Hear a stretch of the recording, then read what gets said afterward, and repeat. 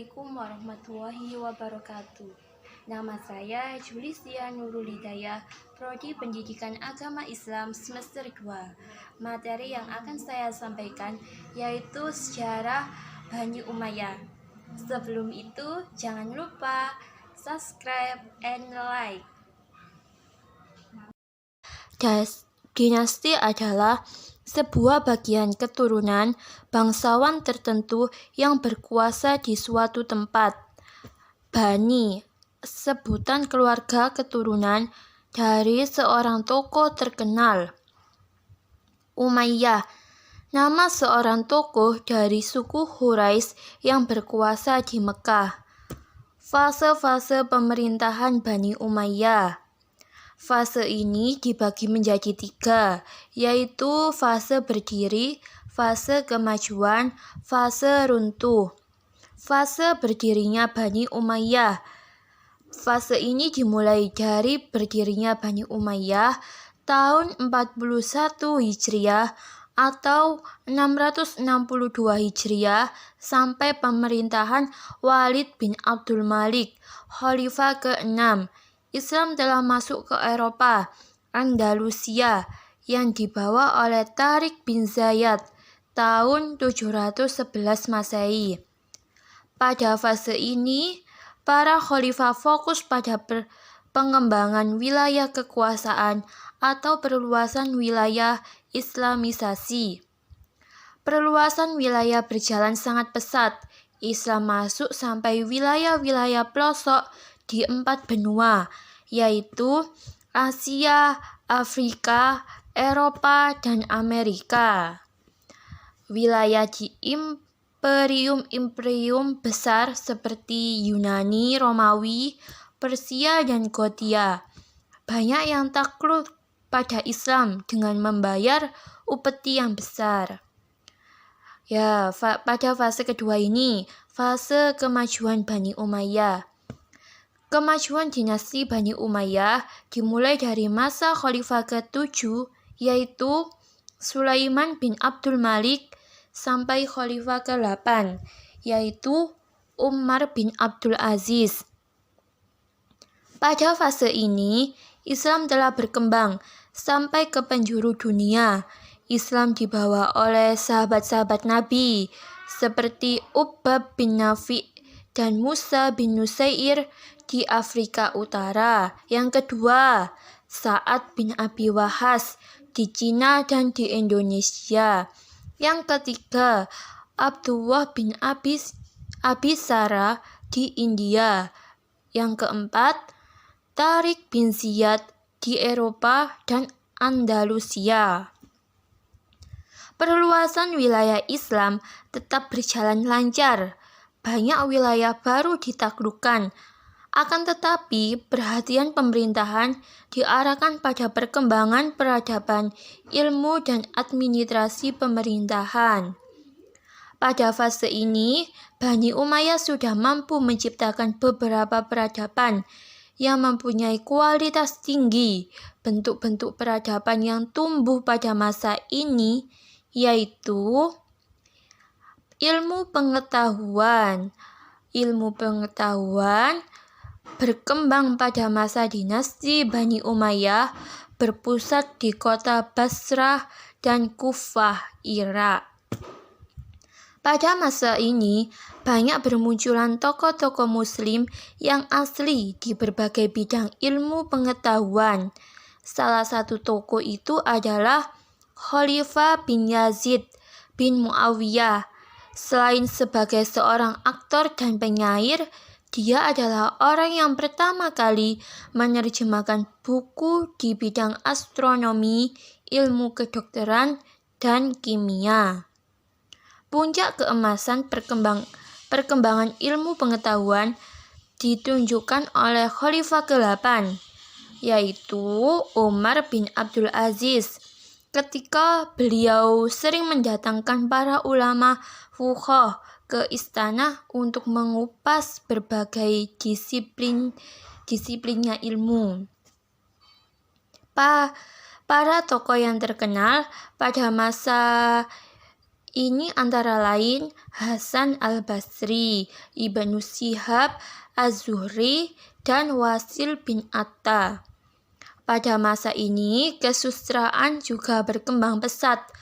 Tokoh-tokoh yang ahli bidang sastra, misalnya Hais bin Mulawah, Jamil al-Uzri, Al-Aqfal, Umar bin Abi Rabi'ah, Al-Farazdah, Ibnu Muhaffah, dan Jarir.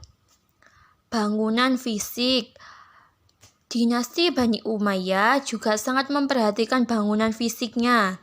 Hal ini mendorong pemindahan pusat pemerintahan keluar dari Jazirah Arab, sehingga pemerintahan pembangunan dapat dirasakan masyarakat di seluruh wilayah kekuasaan dinasti Bani Umayyah. Beberapa hasil perkembangan fisik yang membangun dan menjadi bangunan bersejarah antara lain yaitu merombak bangunan katedral, memanfaatkan katedral Himas sebagai masjid, merenovasi Masjid Nabawi, mendirikan Istana Quraisy Ammar, Istana Al-Musattah yang merupakan tempat peristirahatan di padang pasir. Departemen atau organisasi pemerintahan. Organisasi negara pada masa Bani Umayyah masih seperti pada masa permulaan Islam, yaitu an-nidhamus siyasi, politik pada politik, an-nidhamul idari, tata usaha negara, an-nidhamul mali, keuangan dan ekonomi, an-nidhamul harbi, pertahanan, an-nidhamul hodhai, kehakiman. An-nidhamus siyasi pada politik.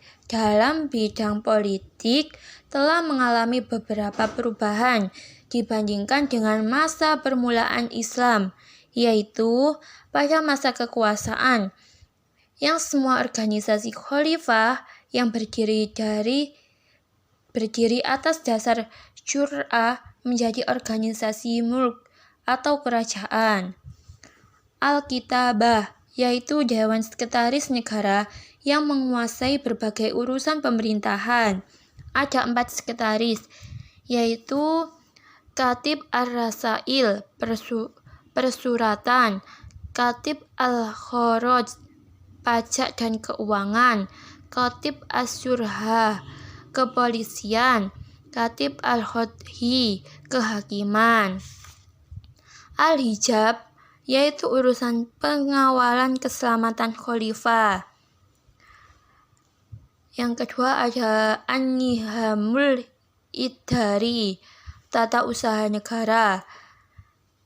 Pada kantor pusat ada wawin,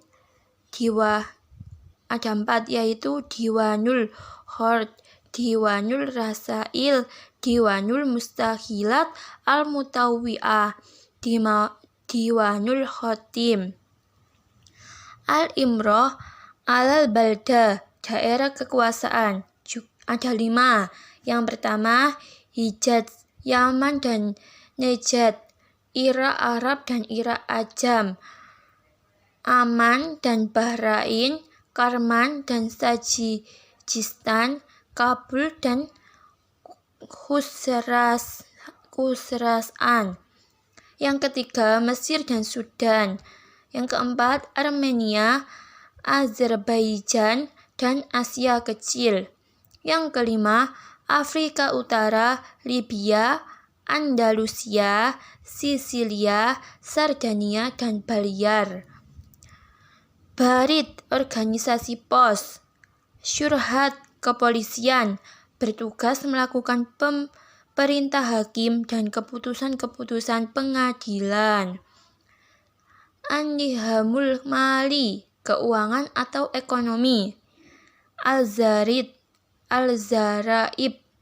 pajak. Musharij, baitul mal, mal pengeluaran seperti gaji, pembangunan pertanian, dan lain-lain. Dana khusus untuk dinas rahasia. An-Nihamul Harbi, pertahanan. Adanya wajib militer yaitu Nihamul Tajnidil Ijbari. Adanya armadal Islam yang kuat. An-Nihamul Hodhai, kehakiman. Ciri khas kekuasaan pengadilan pada masa Bani Umayyah yaitu seorang Quraisy memutuskan perkara dengan ijtihad. Kehakiman belum berpengaruh dengan politik. Kekuasaan kehakiman dibagi dalam 3 badan, yaitu Al-Khos, Al-Hisab, An-Nadhar fil Madhali. Fase yang terakhir pada fase lemah hingga runtuh. Fase ini dimulai dari masa kekuasaan Yazid bin Abdul Malik, Khalifah ke-9, yang tidak bisa mengendalikan pemerintahan. Pada fase dia diangkat banyak terjadi pemberontakan, dan Khalifah Yazid tidak dapat mengendalikan pemberontakan tersebut. Puncak pemberontakan terjadi ketika adanya pengangkatan 2 khalifah dalam 1 tahun, yaitu Yazid bin Walid dan Ibrahim bin Walid.